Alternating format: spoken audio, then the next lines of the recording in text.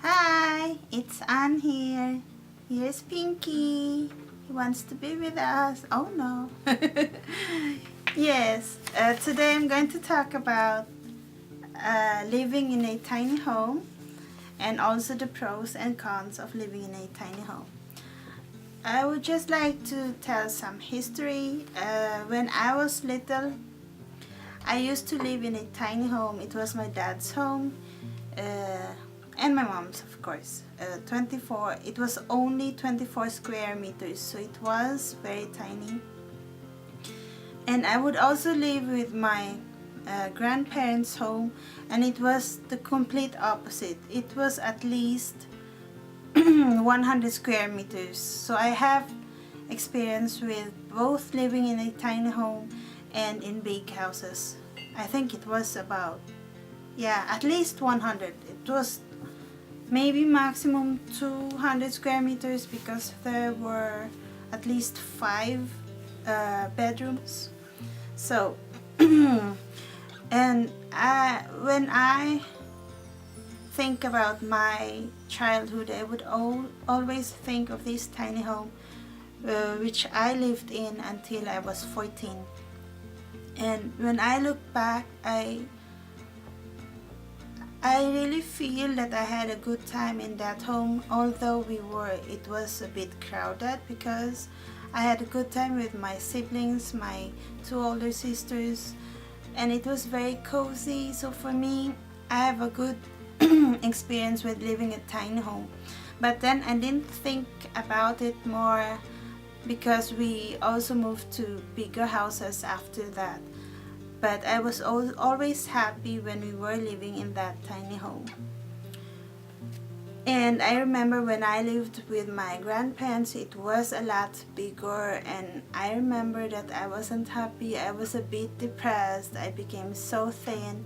And when I think of it now, now that we are living in a tiny home, I think one reason, not only because I was missing my family, my siblings, my mother, it was only not because of that, but I think it was also the coziness. I missed the closeness because when you are living in a tiny home, you are forced to be closer to your family members, you know, literally, because the space is much smaller. Yeah. So let me start with the cons, because yeah, it's not the cons. Yeah, the cons of living in a tiny home. I will start with the cons because it's not much, I think. We live in a tiny home which is 39 square meters, and the first disadvantage, I think, is that we only have one sink. So it's difficult to wash the dishes, but it's not really that it's only one sink, but my complaint is that our kitchen, you can see it in our other video, which has the title of Tour of Our Tiny Home. You can see that it's only one sink, but I could accept that it's only one sink, but what I don't like is the material of the kitchen. I mean, the wall should have been made of tiles, and also the bench, so I don't have to be very careful when I'm washing the dishes. So that's the thing. It's not really about the one sink, but it's this particular kitchen. So if it's another kitchen with tiles, then then that's fine with me. And then when we first moved in September last year, because I wasn't used to the smallness of these kinds of homes, I was a bit shocked, although I grew up in a tiny home. But that was years ago when I was small, until I was 14. I'm 43 now, so that was a long time ago. So I was a bit shocked, and although I was already thinking of minimalism and being frugal since 2013, it was a shock to see a small place like this. So before you move to a tiny home, you should really go and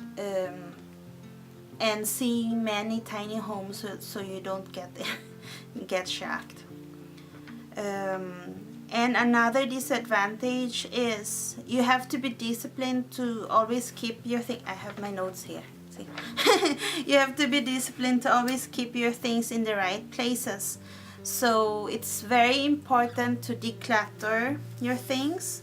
And this could be difficult when you have multiple jobs like us and you are stressed or you have little time. So it's really important when you have eaten that you wash the dishes, but you know, you get tired, you don't do it.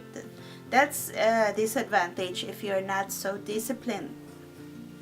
Now, another disadvantage, but this can also be an advantage.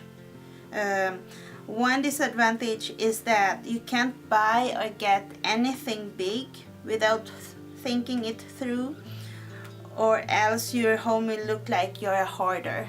Because if you buy, for example, big crack pots or big juicer, then it will take space.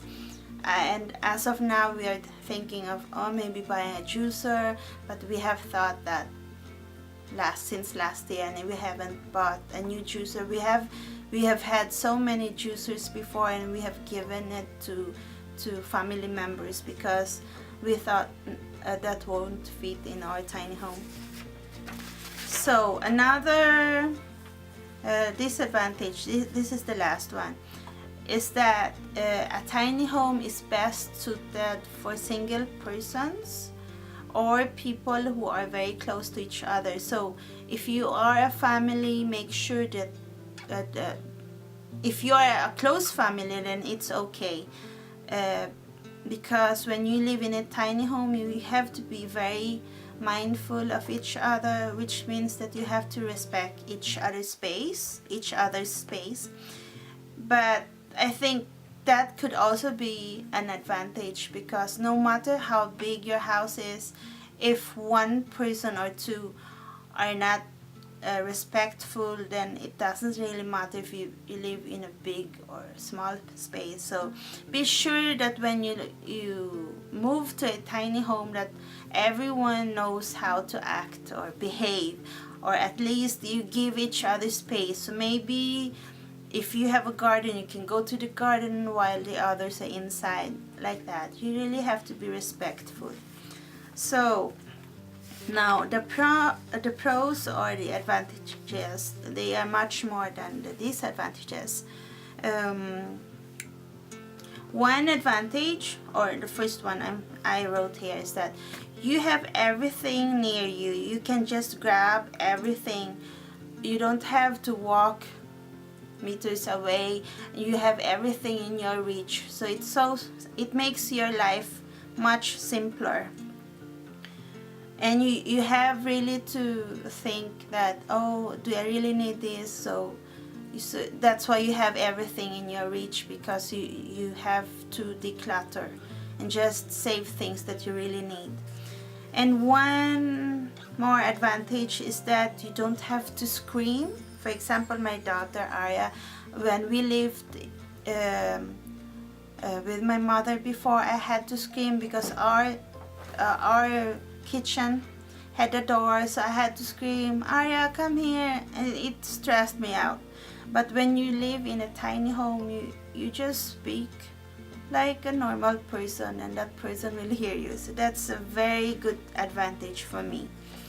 And of course, one advantage is that you save lots of money. Our rent, for example, this is an apartment. We only pay 4,000 Danish crowns, and that's about 900 US dollars, and that's very low here in Denmark, because the rents here, even in tiny homes, are quite expensive. It's so high. But yeah, compared to a normal apartment where we lived before, we paid about double that, and it was only 70 square meters, and we paid 7,000 crowns. So you save a lot. And if you live in a house and a lot, then yeah, you will also save some space, because you can just buy a space which is 100 to 200 square meters, and you can build a tiny home of not more than 39 square meters like ours, and the rest of the space can be your garden or your food forest, where you can plant fruit trees and vegetables and other staple foods like potatoes or sweet potatoes, which are very cheap. So that's a big advantage. Now another advantage, which is very important when you want to live a minimalistic life or frugal life, is that you have less stress. So it's the right path to living a simple life. You have less stress because you don't, the stress is less because you don't have to look at stuffs you never use. I mean, it stresses you out because, for example, if you have clothes that you don't use and you really have to look a long time before you get to the clothes you are using, so that means a lot of stress is stripped away just automatically by decluttering your stuffs. So for example, before we moved to this tiny home, we gave away more than half of our things. I think at least a half of our things we just gave it to neighbors, or yeah, mostly to neighbors. So a tiny home forces you to live in a less cluttered environment. And one more advantage is that we are forced to think more than 100 times before we buy things like clothes or big appliances, or else we would bring back clutter into our lives. For example, my goal is to only buy second-hand clothes in thrift stores or charity stores. I only buy once a year. And sometimes if our underwears are not very good anymore, then we buy things like that. You can't buy that in second-hand stores. That's a bit yucky to do. And I haven't seen either. Maybe bras, but not panties. So if you live in a tiny home, you are forced to do that. And it will help you achieve your goal if you want to be frugal. So yeah, another thing is that when you are living in a tiny home, it will make you appreciate what you have, and it will force you to only get or use things that are time efficient or reliable and durable, or else you'll have to buy things more often, and that will make it all more expensive. So, and one more advantage which I have mentioned before is that living in a tiny home is very cozy and homey. So, and if you are close to the people you live with in a tiny home, then you will even get closer. Or else that won't work if the people you're living with, yeah, if you don't like them, then it would be much worse when living in a tiny home. Don't do that. So another advantage is that a tiny home will help you learn who you really are. It's a bit cheesy, but it's a fact. It will help you see what you really like.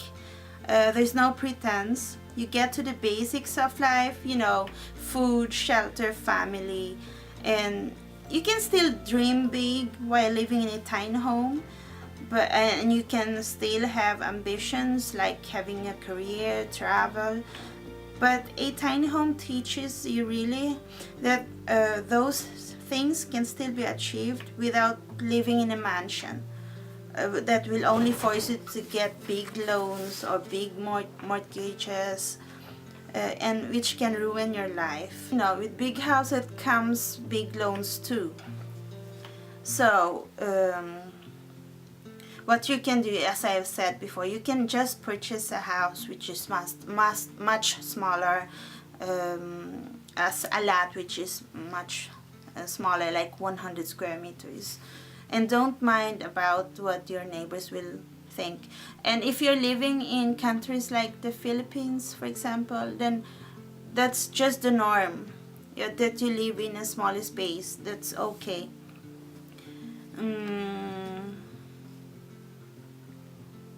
Yeah, so that's just my experience, our experience, and I think that for us, it's for me, because I lived in a tiny home before, it's easier because I just have to look back.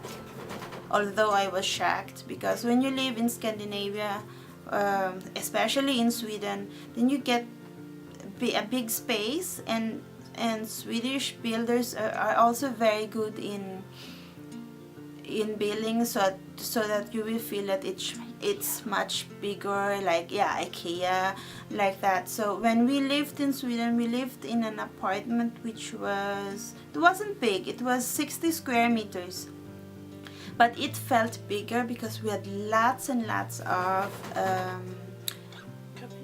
cabinets, built-in cabinets. So that's another tip. If you are living in a tiny home and you are a little bit handyman, then you can, if you don't have cabinets, then you can just build cabinets or buy cheap cabinets from IKEA or something like that. Then you can really organize your things. Yeah.